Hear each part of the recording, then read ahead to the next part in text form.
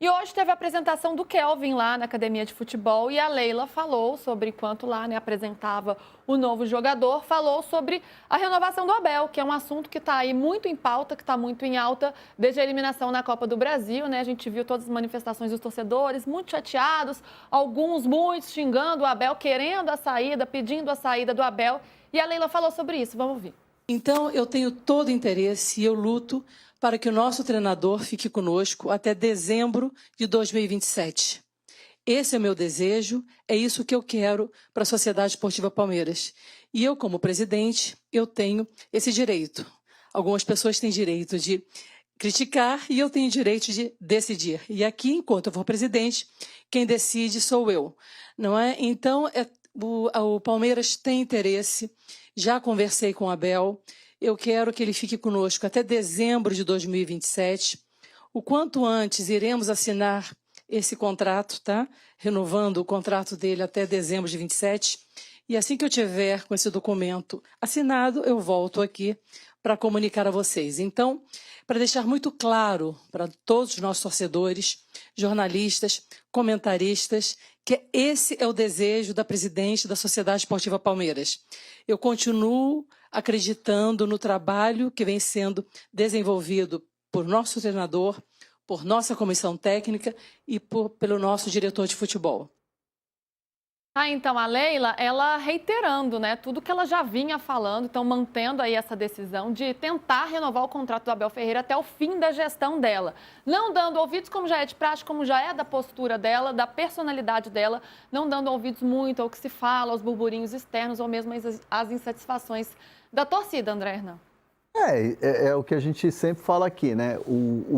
Existem dois mundos dentro, no Palmeiras, né? É o mundo externo da rede social, que às vezes pega pesado e tal, tem o mundo do torcedor, você vê o que aconteceu no Allianz Parque na quarta-feira, é mais ou menos assim, é muito dividido, é a torcida organizada que xinga e o torcedor comum vai ao xingamento, mas dentro da academia de futebol não existe, isso não chega dentro, isso não passa pelo portão da academia de futebol. O Palmeiras tem muita convicção no trabalho que está sendo desenvolvido. Obviamente, causa dentro da academia de futebol uma insatisfação o fato do time não estar tendo rendimento. Não se esperava que o Palmeiras estivesse falando em agosto, sendo eliminado de Copa do Brasil, e falando em time que ainda precisa se acertar. Isso eu digo, diretoria, o próprio Abel Ferreira.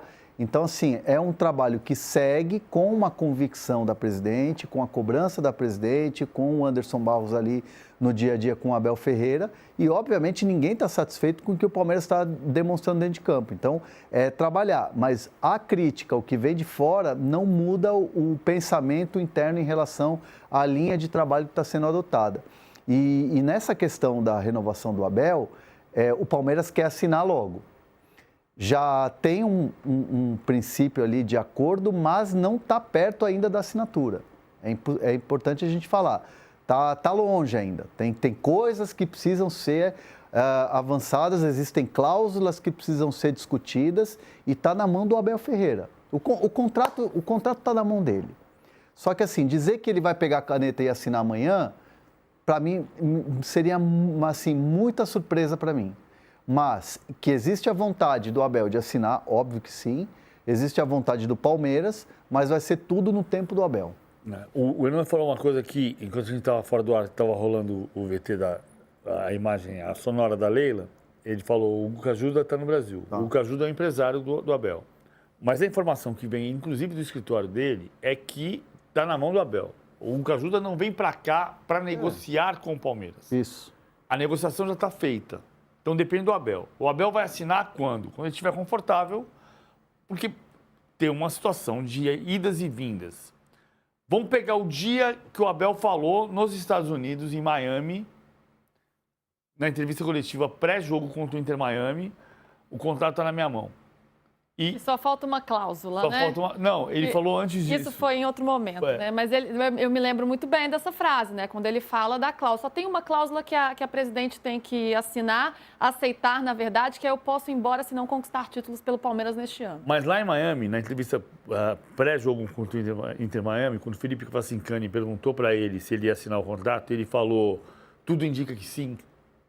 Isso foi em Miami e a gente estava no de primeira naquele momento e eu falei, se não ganhar no Inter Miami amanhã, muda de figura. E o que aconteceu? Estava todo mundo super feliz que o Abel tinha anunciado que tudo indicava que sim, e aí empatou com o Inter Miami e no dia seguinte, paulada. O Abel tem toda a razão quando ele fala, não é agora que é para discutir. Mas eu acho, isso aqui é a parte, o Hugo Cajuda está no Brasil, não está para negociar porque está negociado. A Leila quer negociar, o Palmeiras quer renovar, o Abel está propenso a renovar. Não é esse o melhor momento. A Leila foi bem. A Leila Pereira foi muito bem nessa entrevista. Porque ela não falou que o Abel está prestigiado, que é aquela gíria que a gente diz, que quando o presidente diz que está prestigiado, que é o caso do Roger Machado hoje no Internacional, né? O Roger Machado a gente está dizendo há uma semana que ele não vai cair se perder para o Fluminense. E aqui se confirmou, né? Ele foi eliminado pelo Fluminense, mas ele é o técnico contra o Flamengo. O Flamengo pode mudar isso. Ou ele pode eliminar o Flamengo e mudou. Então, o Roger é a típica sensação de um técnico, entre aspas, prestigiado. Não foi isso que a Leila fez. A Leila falou, não. Os caras estão querendo que ele saia, mas eu não quero que ele saia, ele não vai sair. Eu quero renovar o contrato com ele. Ela reiterou que quer renovar o contrato com ele, como o Anderson Barros fez na quarta-feira também. E ela finca uma bandeira no território. A gente continua do seu lado. A gente entende que o trabalho tem coerência, que nós acertamos e erramos juntos e nós continuamos juntos para tentar acertar. Ela foi muito bem. Ela foi muito certeira. Agora, o que vai acontecer sobre o Abel? E agora há pouco quem foi o Gui Verde que perguntou também se o Abel fica ou se não fica. Cara, isso aqui é o seguinte. Se o Palmeiras ganha do Ceará e o Flamengo empata com o Mirassol, o Palmeiras possa ser líder do Brasileiro por pontos perdidos. Se o Palmeiras elimina o Universitário, ele está nas quartas de final com a melhor campanha da Libertadores. Então, setembro fica mais verde. Se ele perde o ponto para o Ceará e é eliminado pelo Universitário, a gente vai continuar discutindo uma situação que pode se precipitar. Virou futebol brasileiro. Né? Esse é o ponto central. Cara, quando o Palmeiras perdeu para o Boca Juniors a classificação na semifinal da Libertadores de 2023 e emendou 4 rodadas consecutivas com derrotas no Brasileiro, Santos, Grêmio, Atlético, foram 4 jogos, Bragantino, 4 jogos seguidos com derrota, a situação do Palmeiras era irreversível, não ia ganhar nada naquele ano tirando o Paulista. No final do ano, virou o campeonato contra o Botafogo e o Abel virou herói de novo. A gente não se acostuma como o futebol é montanha-russa. Sim. Agora, o Abel ele já demonstrou um certo cansaço e, às vezes, impaciência mesmo diversas vezes, né? Com o futebol brasileiro, com o calendário, já fez diversas reclamações, algumas muito lúcidas, algumas muito interessantes para a gente ouvir, mas também algumas vezes ele passa do ponto nas coletivas, enfim, a gente já falou sobre isso bastante. Mas ele já demonstrou algum cansaço. André, pelo que você conhece do Abel, as manifestações que a gente viu no estádio, né, que foram marcantes, né, porque não foram só de uma parte da arquibancada, não foi só em rede social, foi ali, né, do torcedor que está no campo. Esse tipo de coisa, você acha que pode pesar para uma decisão dele de saída? O Abel ele é um treinador que ele pensa o seguinte: se eu estou atrapalhando, eu saio. Se não me querem aqui, eu sou o primeiro a sair. E assim, é um mantra para ele. E eu não estou falando que é o Abel do Palmeiras. É o Abel do Braga, o Abel do PAOK, sempre teve esse pensamento. O Abel entende que é um trabalho que precisa de tempo e que ele está refazendo um time. Então, ele tem convicção e confiança de que esse time pode melhorar e que vai melhorar. o Abel não quer sair do Palmeiras. O Abel não está cansado, desiludido, bateu no teto e quer ir embora. Ele acredita que pode fazer o time melhorar, né? A questão toda é que, assim, essas manifestações deixam o Abel com a sensação de que, caramba, mas é isso mesmo? Tipo, olha a trajetória, 5 anos, quantos títulos? Agora que é a hora de estar todo mundo junto do apoio que o time está precisando nesse momento de instabilidade, ao invés de vir o apoio, vem a vaia, vai tomar naquele lugar? É isso mesmo? E o Abel também tem consciência de que é uma parcela da torcida e não toda a torcida do Palmeiras. Ele tem essa consciência. Aplaude de volta, tipo assim, beleza, vamos aí, vamos continuar aqui. A gente vai continuar aqui trabalhando. Então, assim, nada disso hoje está em jogo para uma decisão do futuro. O que o Abel quer são algumas mudanças de cláusulas para poder assinar. E isso também vai passar pela questão familiar, né? Tem um ponto importante dessa história toda que se chama Ana Xavier, que é a esposa do Abel. Uma das filhas vai estudar fora, vai fazer intercâmbio, vai estudar fora. Então, assim, é a família, é a convicção no trabalho e não a manifestação da arquibancada. Porque o Abel sabe que amanhã, daqui a pouco, pega um elevador, sobe no Brasileiro, chega na final da Libertadores, ganha a Libertadores, ele vai voltar a ser o ídolo, o cara, o melhor treinador da história da Sociedade Esportiva Palmeiras. Então, ele sabe dessa coisa do torcedor. Mas, neste momento, o que vem da arquibancada, o que vem, ele sabe que é uma parte da torcida. Então, assim, vai assinar? Muito provavelmente vai assinar, mas ainda faltam pontos. Para assinar hoje, quinta-feira, ainda está um pouquinho longe. E é importante, né, ele ter essa convicção no trabalho. Sexta-feira. Sexta-feira, ainda faltam alguns pontos.